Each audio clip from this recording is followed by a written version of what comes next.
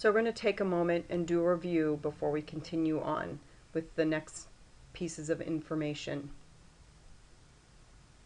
In the IDEA PowerPoint, I discussed the reason for Congress reauthorizing the Education for All Handicapped Children Act passed in the 70s based on research and the following findings.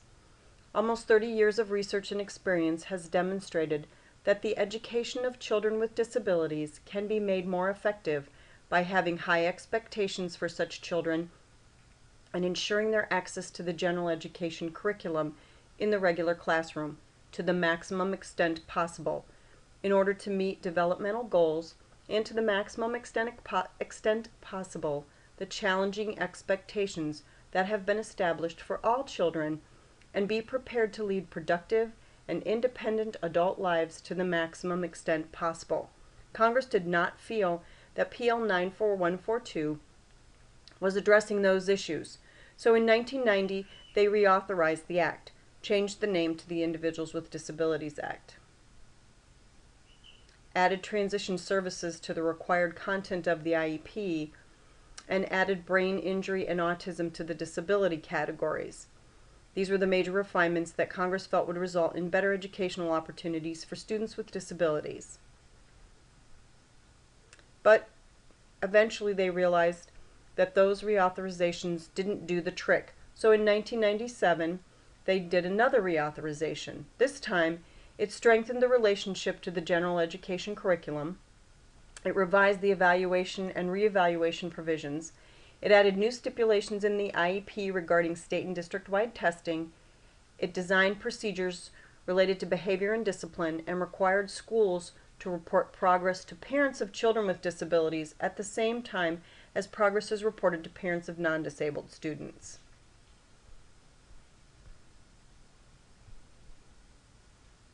So here we are today. Currently, this is the last reauthorization of IDEA.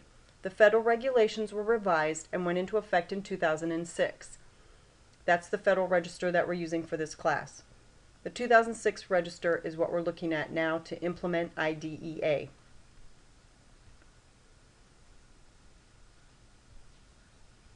Remember, the Individuals with Disabilities Act requires public schools to locate and identify children with disabilities who may be in need of specialized education. These children will have available to them a free, appropriate public education that emphasizes special education and related services designed to meet their unique needs and prepare them for employment and independent living, and to ensure that the rights of children with disabilities and parents of such children are protected. The statute includes specific requirements about eligibility for services, components of the individualized education program, the IEP team members, review of the child's IEP, prior written notice, members of the eligibility and IEP teams, and comprehensive procedural requirements that are related to disputes and complaints. Remember, if you'll be working with students birth to 3, you'll be more concerned with Part C, although many of the same principles apply. If you'll be working with students 5 to 21, or in Michigan, 5 to 26, you'll be more focused on Part B.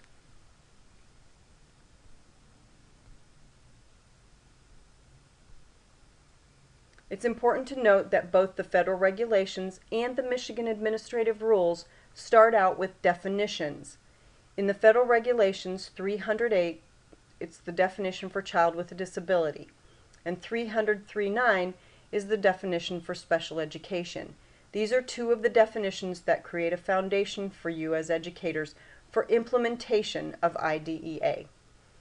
These two regulations help us as special educators to know which children will be served under IDEA, and that's 308, and what makes their educational program different from the general education program, or why do they need specialized services. So I want to read you from 300.3.9, Child with a Disability. 308, Child with a Disability. Child with a disability means a child evaluated in accordance with specific rules 300.304 through 300.311 as having mental retardation, a hearing impairment, including deafness, a speech or language impairment, a visual impairment, including blindness, a serious emotional disturbance, referred to in this part as emotional disturbance, an orthopedic impairment, autism, traumatic brain injury, an other health impairment, a specific learning disability, deafness, blindness, or multiple disabilities, and who by reason thereof needs special education and related services. Subject to paragraph A2II of this section, if it is determined through an appropriate evaluation under 300-304 through 300-311 that a child has one of the disabilities identified in paragraph A1 of this section, but only needs a related service and not special education, the child is not a child with a disability under this part. If consistent with 339, the related service required by the child is considered special education rather than a related service under state standards. The child would be determined to be a child with a disability under A1 of this section. The regulation then goes on to talk about the different categories in disability, but in broad terms. In the disability definitions, it's stated that this disability adversely affects the child's educational performance. So, for example, autism does not apply if a child's educational performance is adversely affected primarily because the child has an emotional disturbance, as defined. A child who manifests the characteristics of autism after age 3 could be identified as having autism if the criteria is satisfied. So in most all of these, it talks about whether their education is adversely affected. So that's a big primary thing as you're looking at students with disability. Is their education adversely affected by what's happening with their disability?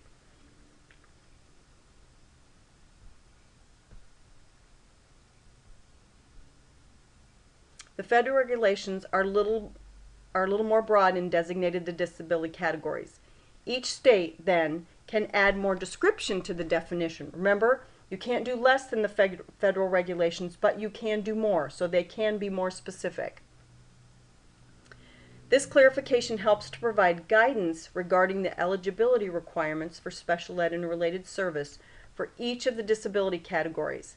If you move from state to state, you may see that the category headings change. For example, in Florida, they talk about autism spectrum disorder, deaf or hard of hearing, developmentally delayed, dual sensory impairment, emotional behavior disability, hospital homebound, intellectual disabilities, language impairment, orthopedic impairment, other health impairment, specific learning disabilities, speech impairment, traumatic brain injury, visual impairment, blind and partly sighted. So they're a little different, the titles for each of the categories, although they have to still fit under what the federal regulations talk about.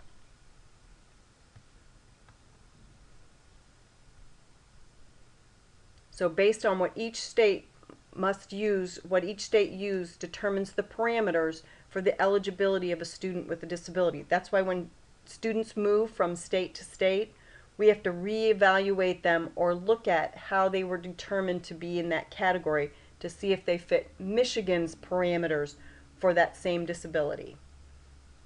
So this chart right here compares the federal on the left, 308, those are the categories, with Michigan's categories for disability, 340-1705 through 340-1717. And if you'll notice, a few of the terms are a little bit different, but not too off.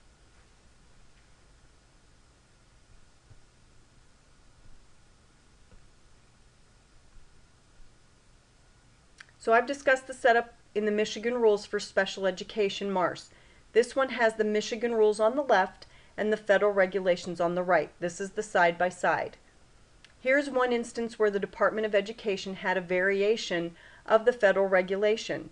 Remember, the rules that a state writes cannot be less than the federal regulations. So in this example, the federal definition of a child with a disability, okay, in Michigan rules the title is student with a disability, because we're talking now about students for Part B. The federal regulation says that if the student only needs related services, they do not fall under the definition of a child with a disability. In the Michigan rules, the child falls under one of the designated categories and needs special education or related services, or both. In the Federal Regulations 300-101, Free Appropriate Public Education, or FAPE, it mandates that a free appropriate public education must be made available to children in the state between the ages of 3 and 21.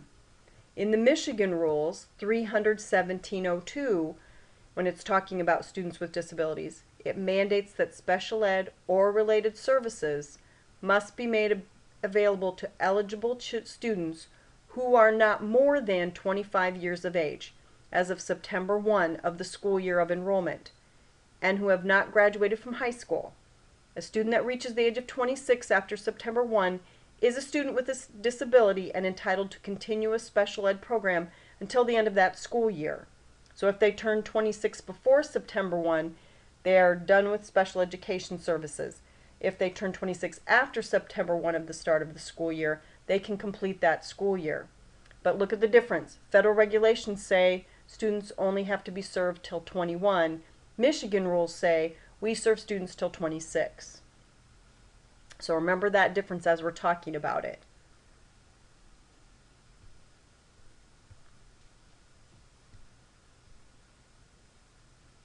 Remember that 339 special education means specifically designed instruction at no cost to the parents to meet the unique needs of a child with a disability. And then it goes on to say including, but that's the definition of special education, specifically designed instruction to meet the unique needs.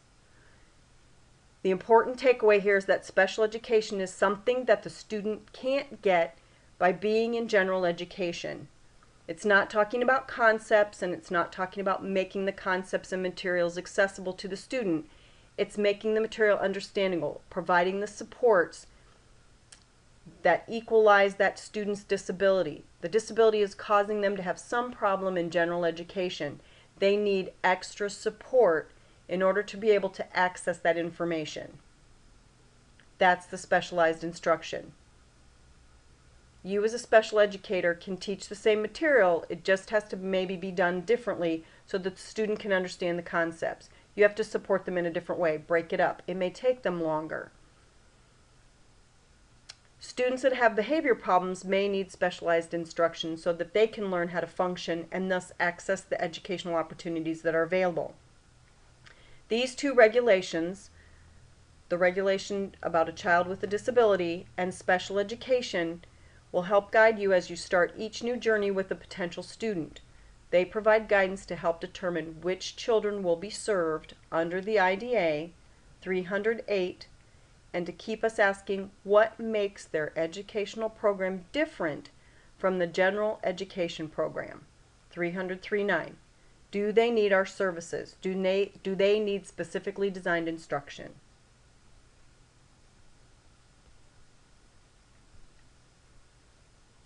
So we're breaking down the IDA and looking at the essential pieces that make it up. So these are the 6 pillars. These are the first 3. Free appropriate public education. No child can be denied a public education.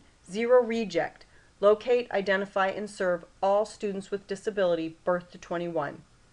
Or in Michigan, till 26. Least restrictive environment requires that children with disabilities be educated in the same place as other children. So in the same school building.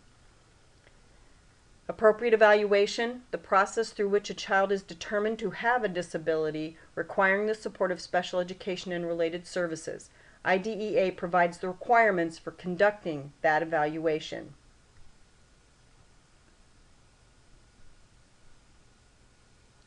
Four, procedural safeguards. Provide due process and grievance rights to students and parents. 5, active participation of parent and student. Family professional partnership is essential to the success of programming.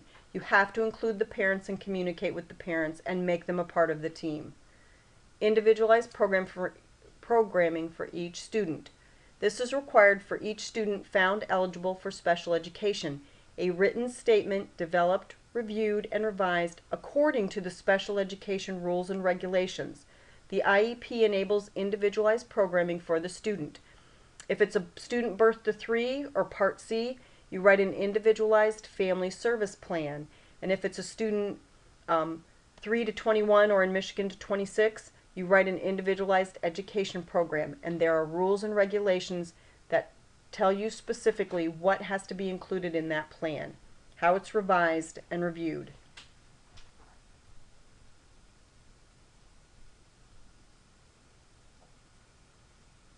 So we've discussed two of the components, FAPE and LRE. Remember that what we talked about last week connects to the ideas that we're going to continue discussing this week and throughout the next couple weeks. Today we're going to look at the third piece of the IDEA, an appropriate evaluation. In the discussion about FAPE, we learned that no child can be denied a public education, zero reject. States are responsible then to make sure that students with disabilities are located, identified, and served. And in order to make that happen, there are regulations that mandate specific activities to ensure that this occurs. 300-311 is that regulation.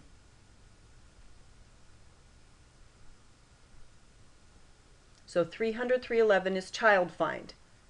The state must have in effect policies and procedures to ensure that all children with disabilities residing in the state, including children with disabilities who are homeless, children or are wards of the state, and children with disabilities attending private schools, regardless of the severity of the disability, and who are in need of special education and related services, are identified, located, and evaluated, and a practical method is developed and implemented to determine which children are currently receiving needed special education and related services. Use of the term developmental delay. The following provisions apply with respect to implementing the child find requirements of this section. A state that adopts a definition of developmental delay under 308 determines whether the term applies to children aged 3 through 9 or to a subset of that age range. A state may not require a local education association to adopt and use the term developmental delay for any children within its jurisdiction. If an LEA uses the term developmental delay for children described in 308, the LEA must conform to both the state's definition of that term and to the age range that has been adopted by the state. If a state does not adopt the term developmental delay, an LEA may not independently use that term as a basis for establishing a child's eligibility under this part. Other children in child find. Child find also must include children who are suspected of being a child with a disability under 308 and in need of special education, even though they are advancing from grade to grade. So even though they're making progress, they still may be a child with a disability. So it doesn't mean they have to fail the grade. And highly mobile children, including migrant children. So if they move around from state to state, place to place, because their families travel or move a lot, they still have to be looked at. They still have to be located and evaluated. Construction. Nothing in the Act requires that children be classified by their disability, so long as each child who has a disability that is listed in 308 and who by reason of that disability needs special ed and related services is regarded as a child with a disability under Part B of the Act. So that's child find. And mostly the biggest part is that you have to locate, identify those children. And just because they're migrants or because they're passing grade to grade doesn't mean that you can dismiss them. They still have to be looked at.